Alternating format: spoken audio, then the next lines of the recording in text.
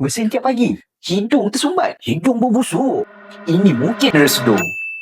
Apa sebenarnya resedung ni? Resedung ni berlaku apabila rongga hidung dan sinus mengalami radang dan bengkak.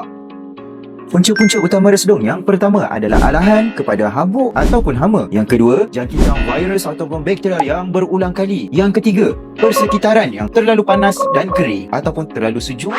Bila dah bengkak, laluan udara jadi sempit dan lendir mudah terkumpul. Sebab tu, orang yang ada resedung biasanya bangun pagi bersin berkali-kali, hingus macam tak habis-habis. Mata dengan hidung rasa gatal, bekak-bekak, malam nak tidur pun susah sebab hidung tersumbat. Lama-lama dah jadi rutin sampai kita rasa benda tu normal. Bila dah lendir banyak dalam rongga sinus, mulalah rasa kepala berat, rasa pressure di bahagian muka.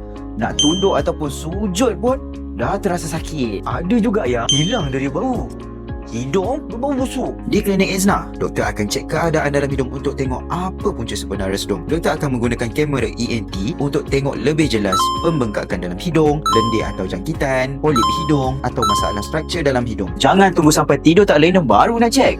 Kalau anda ada alami gejala resedung yang saya sebutkan tadi, boleh datang ke klinik Ezna untuk pemeriksaan ENT. Cek dalam hidung untuk tahu keadaan lebih lanjut.